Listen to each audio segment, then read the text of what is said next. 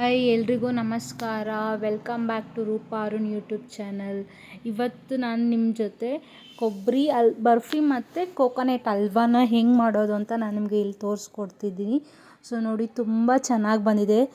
ಹಾಗಿದ್ದರೆ ಬನ್ನಿ ಈಗ ಸ್ವೀಟ್ ಹೇಗೆ ಮಾಡೋದು ಅಂತ ನಾನು ನಿಮ್ಗೆ ಈ ವಿಡಿಯೋದಲ್ಲಿ ತಿಳಿಸ್ಕೊಡ್ತೀನಿ. ಇಲ್ಲೊಂದು ನಾನು ಅರ್ಧ ಕಾಯಿಯಷ್ಟು ತೆಂಗಿನಕಾಯಿ ತೊಗೊಂಡಿದ್ದೀನಿ.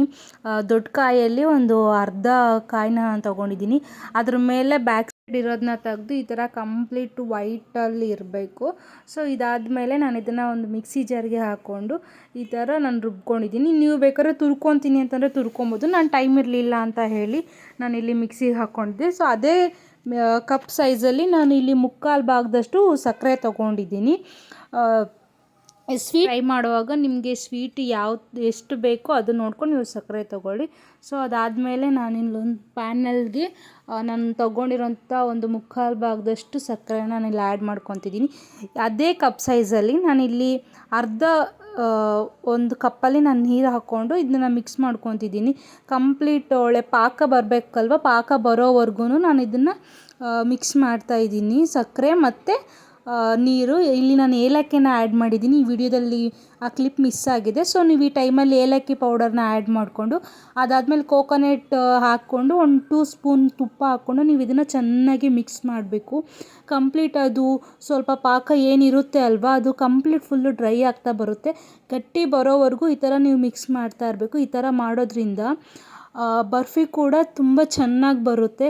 ಏಕೆಂದರೆ ತುಪ್ಪ, ಏಲಕ್ಕಿ, ಸಕ್ಕರೆ ಎಲ್ಲನೂ ಮಿಕ್ಸ್ ಆಗಿರುತ್ತಲ್ಲ, ಸೊ ತುಂಬ ಚೆನ್ನಾಗಿ ಬರುತ್ತೆ.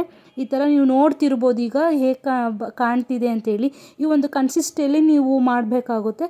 ಈ ಥರ ಕಂಪ್ಲೀಟ್ ಹದವಾಗಿ ನೀವು ಮಾಡೋದ್ರಿಂದ ನೀರೆಲ್ಲ ಅದು ಪಾಕ ಏನಿರುತ್ತಲ್ವ, ನೀರು ಅದೆಲ್ಲ ಫುಲ್ ಗಟ್ಟಿಯಾಗಿ ಪ್ಯಾನಲ್ಗೇ ಅದು ಒಳ್ಳೆ ಮುದ್ದೆ ಥರ ಅಂಟ್ಕೊಳ್ಳೋಕೆ ಇದಾಗುತ್ತೆ.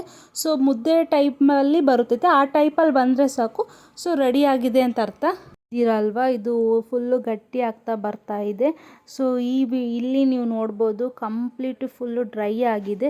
ಸೊ ಇದು ಮುದ್ದೆ ಥರ ಆಗ್ತಿದೆ. ರೀತಿಯಾಗಿ ಬಂದರೆ ಸಾಕು. ಮತ್ತು ನಾನೊಂದು ಪ್ಲೇಟ್ ತೊಗೊಂಡು ಇದಕ್ಕೆ ನಾನು ತುಪ್ಪ ಸವರ್ಕೊತಿದ್ದೀನಿ. ನೀವು ಬೇಕಂದರೆ ನಿಮ್ಮ ಹತ್ರ ಬಟರ್ ಪೇಪರ್ ಇತ್ತು ಅಂದರೆ ನೀವು ಬಟರ್ ಪೇಪರ್ನ ಯೂಸ್ ಮಾಡ್ಕೊಳ್ಳಿ.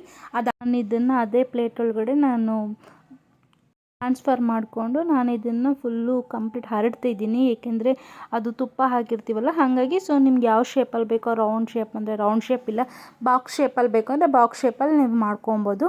ಸೊ ನೋಡ್ತಿದ್ದೀರಲ್ವ, ನಾನು ರೌಂಡ್ ಶೇಪಲ್ಲಿ ಇದನ್ನು ಮಾಡ್ಕೊತಿದ್ದೀನಿ. ಸೊ ತುಂಬಾ ಚೆನ್ನಾಗಿ ಬರುತ್ತೆ. ಟೇಸ್ಟ್ ಕೂಡ ತುಂಬ ಅಂದರೆ ತುಂಬ ಚೆನ್ನಾಗಿರುತ್ತೆ. ಸೊ ನೀವು ಒನ್ ಟೈಮ್ ಟ್ರೈ ಮಾಡಿ ನೋಡಿ.